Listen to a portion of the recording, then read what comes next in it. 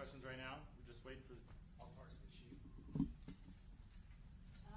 He's supposed to be here any second. So it's going to be Police Chief Barnes, and then Fire Chief Carbon, and then Massa Mayor Satya Rhodes Conway, and then County Executive Melissa Agard. And then we'll take questions after that. All right. See you then.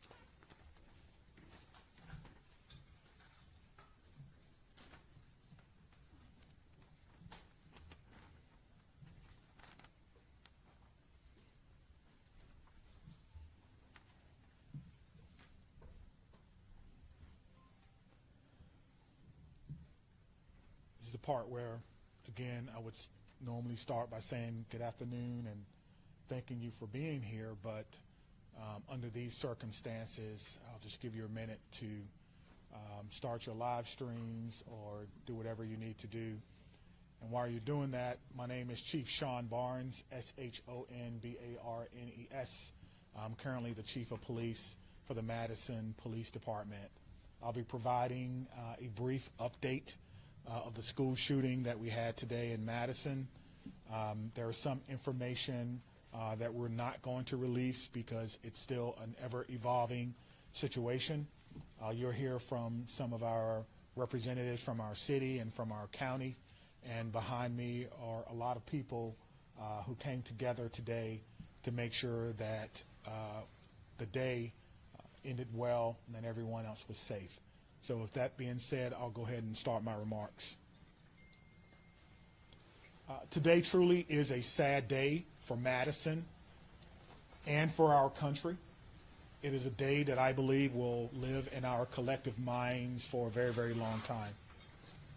Here are the details. Today at 10:57 a.m., our team was called to the Abundant Life Christian School in reference to an active shooter. We know that 3 people are dead, including the suspect shooter. We know that the suspect shooter was a teenage student who attended the school. At this time, we're not releasing the age or gender of the student or any other identifying remarks about the student. 2 other people have died. That died were a teacher and a teenage student. 6 other people were injured. 2 students are now in critical condition in the hospital, and these injuries are considered life-threatening injuries. 4 students are also at other area hospitals with non-life-threatening injuries. But these are just the physical injuries that we know about. We know that this was the middle of the day, of a school day, and so there will be other injuries that will happen. Many of you have asked me about the why of this. Why did this happen? What do we know? What was the motivation? I do not know.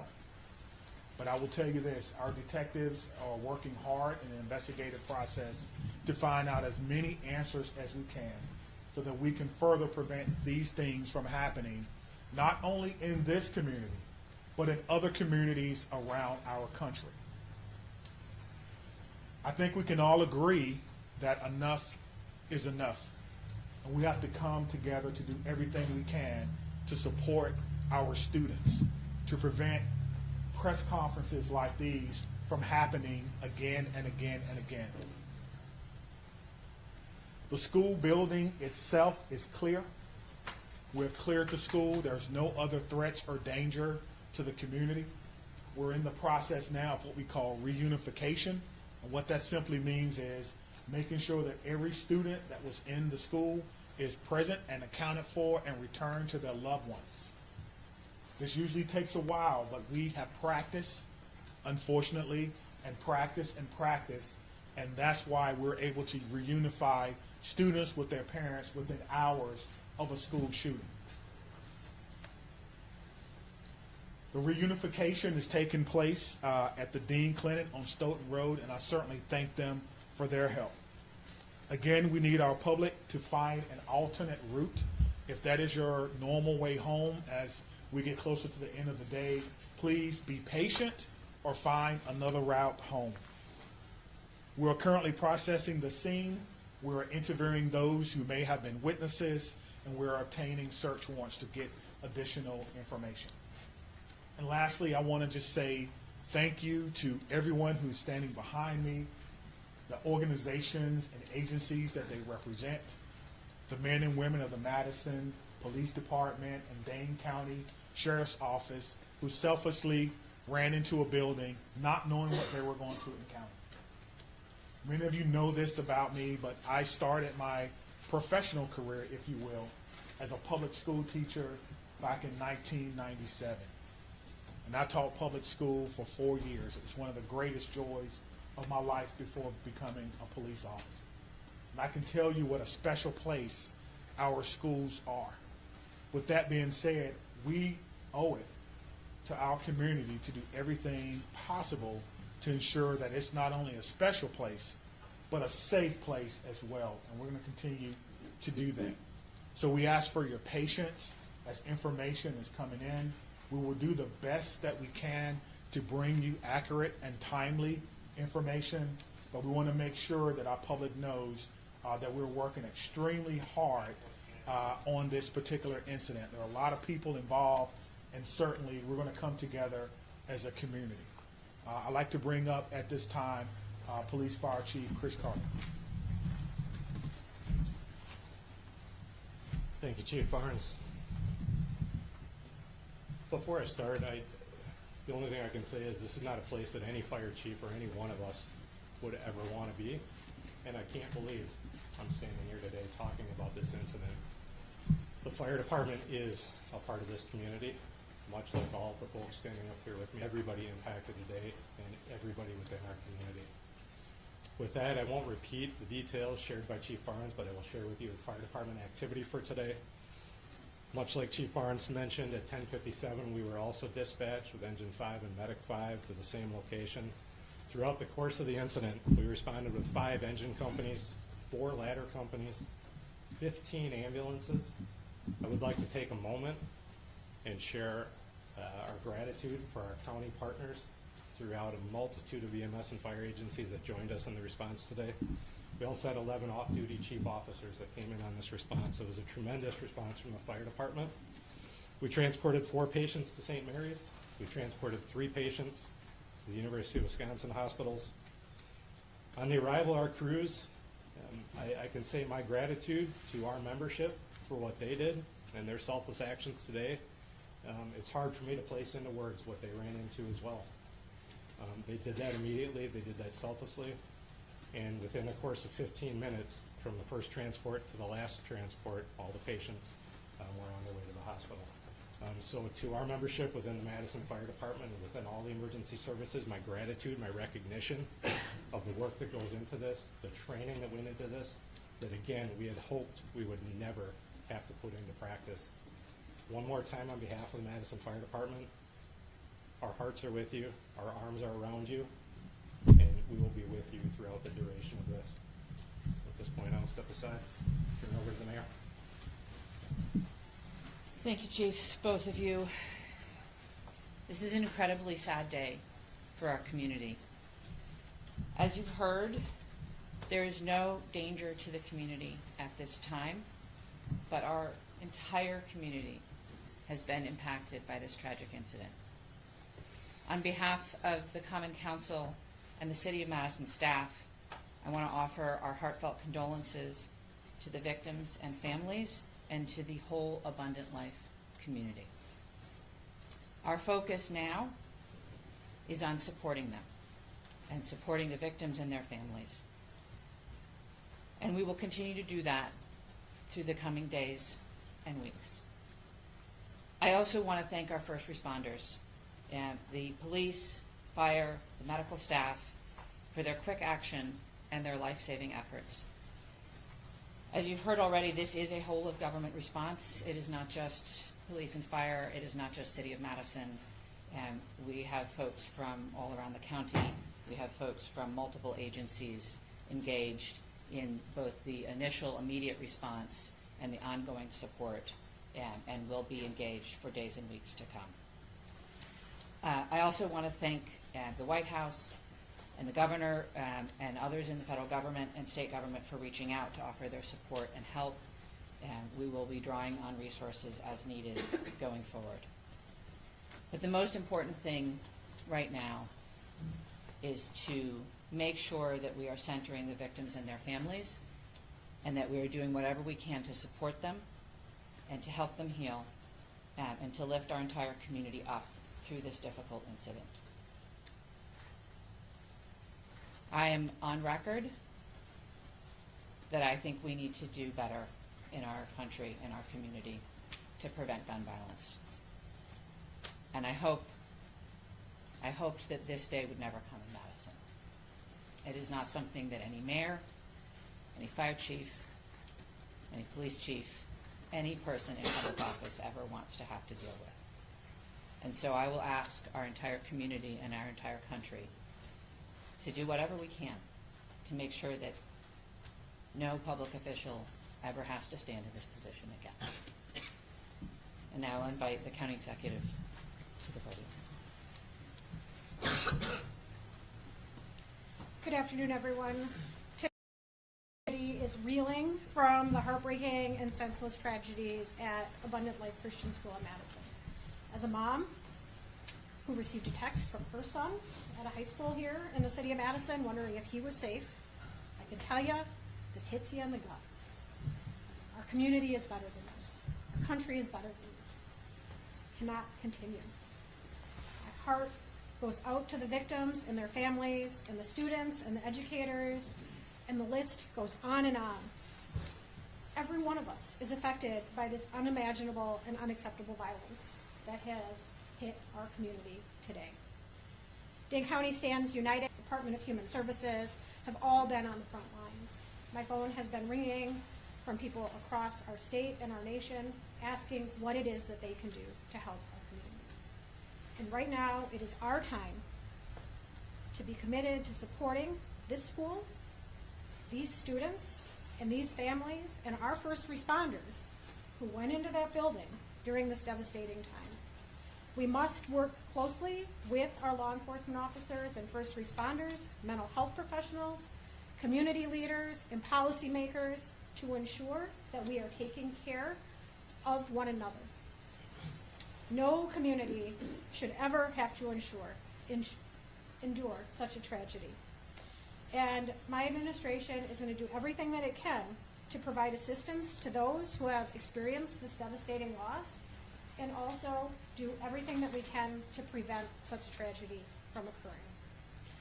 To all of those who are grieving in our community, please know that you're not alone. Dane County stands with you. We're here to support you in any way possible. Please reach out and ask for help. The governor's office, as well as the mayor's office, and I will continue to update the public as we learn more. But please understand, there are many things that we cannot share with you right now. This is an active investigation. This is an active case.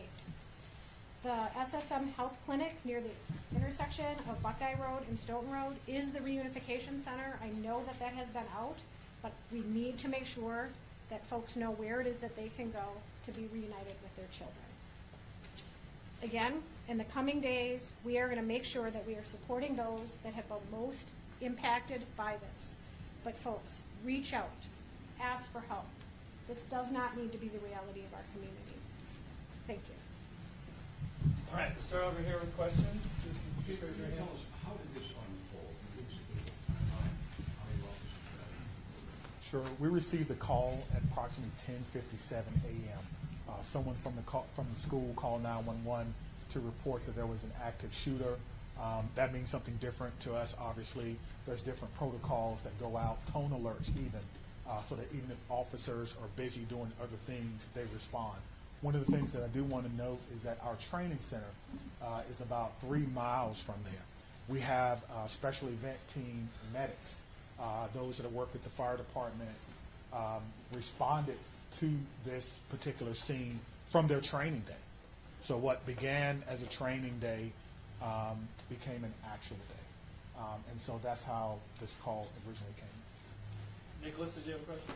What can you tell us, if anything, more about the shooter and what their motivations were, or have you made contact with their family members? Anything updated on that? Sure, there's nothing new that I can tell you about the shooter at this time.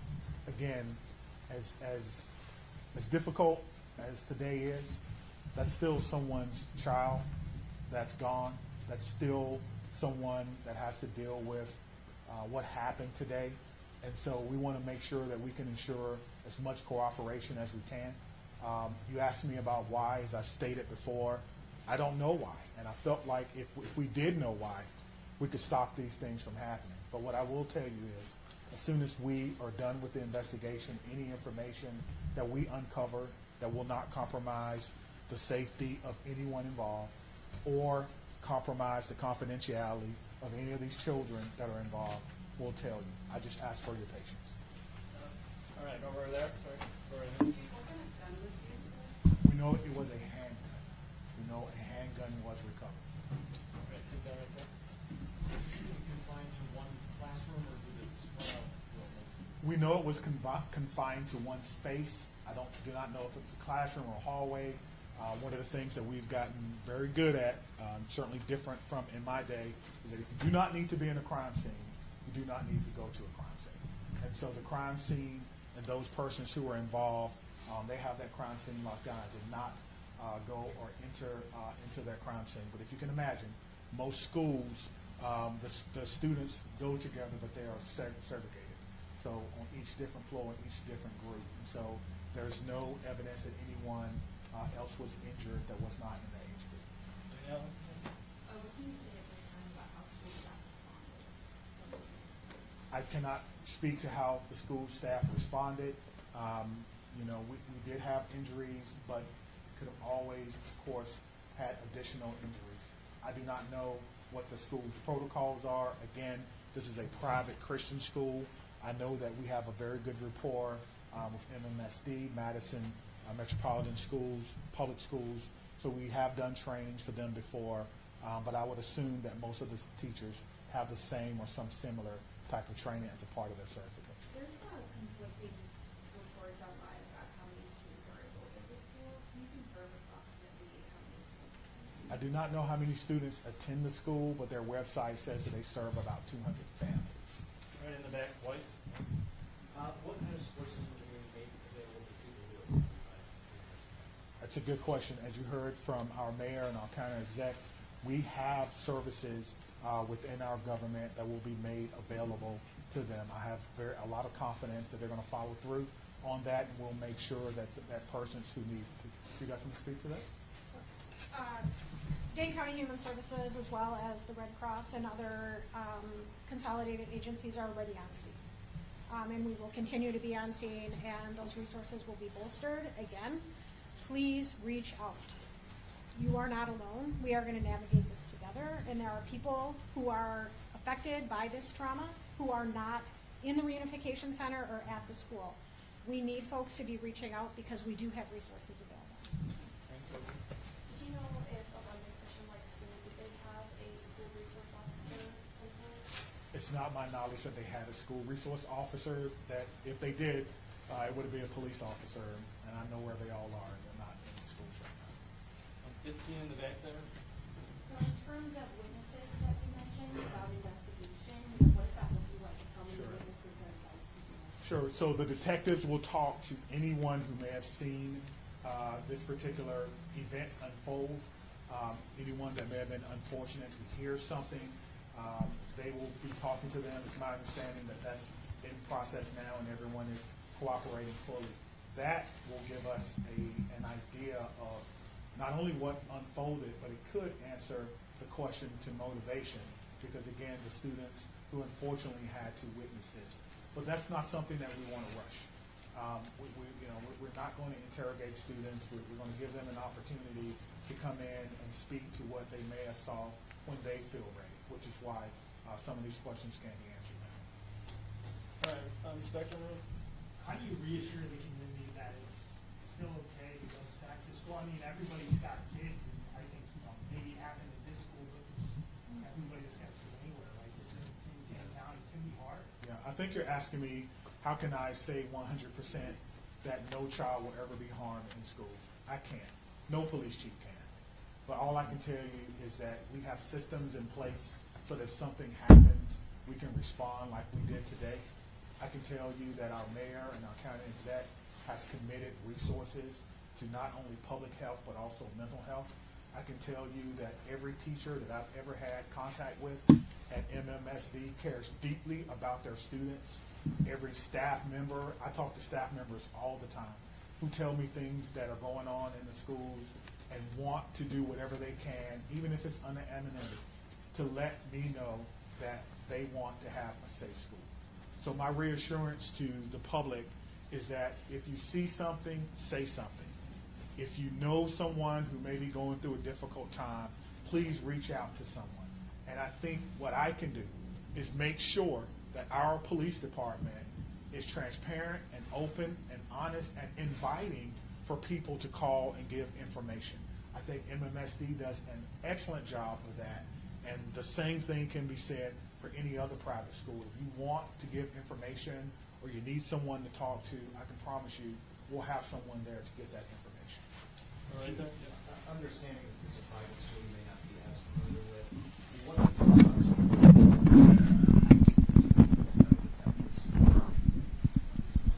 Yeah, that's a good question. I've never been in this school, unfortunately. I'm not aware that there were metal detectors in the school. That's something that we can certainly look at. Most schools have some form of surveillance or public space cameras, but that will be, of course, part of the investigation process. Scott? Chief, can you clarify, you said 7 were injured, but 6 were hospitalized, does that mean one can shoot release? And secondly, is the shooter standing cooperating? So I'm trying to go back to my notes. So we do know that one person was pronounced at the scene. And so that may be the 7th person. But we can get you all that information just when we're done. I'll have my PIO give that to you so you can report it accurately. And what was your second question? Is the shooter standing cooperating? At this time, yes, So you have made contact with the shooter's family? we have. And what were the steps taken to do that? It's through the investigative process, okay? Yeah. Is the shooter's home being searched for Yes, we can hear you. Once we have identified, we have initiated a search, but it's about safety. That's the first thing. Making sure that people are safe, and then we'll go from there. This has been, an amazing day for everyone. And so if you have someone who is deceased, who may have been a shooter, you want to make sure that their family is okay. You don't know. And so that is what we're doing right now. It is about the safety of everyone. This is going to be a long day for the Madison Police Department. We just want some of your patience. Are you aware, had the school had any prior threats? And then just, jumping off of that, do you know if the shooter had any prior contact with law enforcement? We do not know that the shooter had any prior contact with law enforcement, but I did do a check of the school. There were some calls, but they were like 911 hang-ups, things of that nature. There was nothing that suggested that the school was a place that violence would occur. Chief, I know that you mentioned that the shooter died of a self-inflicted burn. Did that happen before officers arrived at the school, or when the shooter saw officers coming into the school? Yeah, so let me say that the cause and manner in which the shooter died will be determined by the inmate. But what I can tell you is the shooter was dead upon our arrival, police department arrival, and no officers fired their weapons. Okay? Lucas, what are these search warrants you're executing? Are they at the residence or like the device the shooter had? I'm sorry. The extent of the search warrant. Yeah, so the extent of the search warrant is to be able to go in a place that we don't have permission to be in and make sure that everyone is okay. And then if there's any evidence that we think we need to collect, we can only do that with the use of a search warrant. And so, again, we have to determine if there is evidence that we will need. Everyone wants to know what led up to this. Are there any additional threats to public safety? Is this person or was this person by themselves? There are a lot of questions that we want to answer, but we have to answer the safety questions first, and then we'll move on to some of the more investigatory questions. Are you in possession of any of the shooter's devices? I am not, no. Catherine? I'm wondering about metal detectors. You mentioned in the first meeting that you were not a fan, but, and that this school probably doesn't have them, and do other schools that do? Do you think that that's something we should start talking about, metal detectors in schools? I guess the question is, would you want your child to go to a school with or without metal detectors? I can't answer that. I can't. Right now, it's one Yeah. without it. Yeah, absolutely. So the idea is to create the safest environment that we can without metal detectors. That is my answer. Chief, this was a shooting at a Christian school right before the Christmas holiday. Can you address the impact of that? And is the Christmas holiday at all, in your belief, related to as a motivation for the shooting? Yeah, so to the question of motivation, we don't know why, but to the question of so close to Christmas, we have a lot of people going to be impacted. If it's a Christian school, then obviously our holidays, our Christian holidays are very important to the students, very important. It's a time for family. Students probably getting ready to go out on break, and now the break will be a little less about celebrating Christmas than more about celebrating perhaps friends and loved ones and staff members who perhaps lost their life.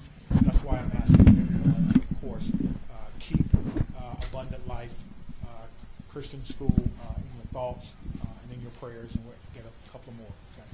Okay, real quick, Phoebe.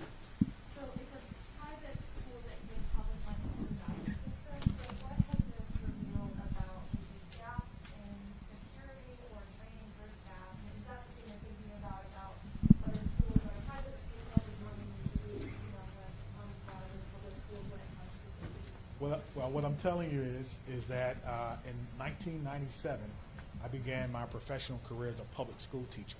I taught history for 4 years before becoming a police officer. So I did not get far enough to take courses in administration and budgeting of schools. I don't know what governs private schools, if they receive money, where that comes from. That would probably be a question that you would probably need to ask someone who's more intimately involved in the school system, and what their requirements are if they do receive that. But you could probably compare what has happened or what goes on, their security measures, with the security measures of any school in NRSD, and then that will may give you an answer. That's a very, There's one very quick follow-up. Because you know there has been some criticism to a lot of parties of their response to these school committees, and particularly Uvalde. How did that inform your game plan today, and how quickly were your officers able to go to this? What were they told to do? Sure. We train on this, as I spoke about earlier. When officers arrive on the scene, they immediately go in, which we did in this case. Stop the threat, stop the killing, find the killer. That's how we train, and that's exactly what we did today. There's no waiting. There's no coordination of who's in charge. Everyone knows exactly what to do. I spoke about this earlier. We train on this constantly. Our commanders, including the fire chief and I, was in a commander's training less than 2 weeks ago, going over this exact same scenario for another fictional location. And so all of that came into play today, and our officers performed extremely well based on their training and based on the expectations that they know exactly what to do. Stop the threat, stop the killing, find the threat. Chief, was the... Can we just do one more? What was the- Whether this was a current student? Hold on, right here. Thank you, all. Yeah. I think the questions have been asked, and we're straying a little far from what's most important at this point in time, and that is the victims and their families. I have 3 things to add. First of all, there is a lot that our community can and will do in the coming days to support the victims and their families, and we will have more information at future briefings. If anyone, and I would urge you all to include this in your stories, if anyone needs mental health support as a result of this incident and the coverage of it, I encourage them to reach out to 988 by phone or text and to get the mental health support that they need. It is incredibly important that we take care of our community in this very difficult time. We all have a role in preventing gun violence. Our entire community needs to be part of the solution here. There are many things that we can do, and we can have those conversations in coming days. But first and foremost, what needs to be a priority for all of us is supporting our young people. And that is where our community's attention needs to turn at this point in time. The police department, the fire department, the city, the county will share additional information about the investigation as it becomes available. But I urge you all to help our community find resources to support their mental health and to find resources to support the victims and families at this time. Thank you all. This will be at cityofmadison.com. Me, Stephanie, and Cynthia will stick around and answer any other questions, folks. That's all. Let me say just before I go, because the mayor mentioned that this was a whole of government response. It certainly was, and there's so many people that we want to thank. We cannot thank everyone, but it's also a whole of law enforcement response. Even though we are in different agencies, we all have the same training, and so I want to thank our partners with the FBI who are here with me today, partners with the ATF, Dane County Emergency Management. Of course, we already talked about our fire department. We've got calls from the Attorney General of the United States, Wisconsin State Patrol, our governor's office, State Patrol, Monona, as well as our sheriff's office. I know I may have left someone out, but thank you for how you responded, professionally, quickly, and according to the way that we all trained, and it all came together to ensure that no other persons were hurt. Thank you. Chief, could you just say what time you guys made entry? We just want to nail that detail down. 10:57. That's the time you made entry. Sorry, in 1 minute? How long does it take till they arrive to the school? How long does it take till they arrive to the scene if they receive the call at 10:57?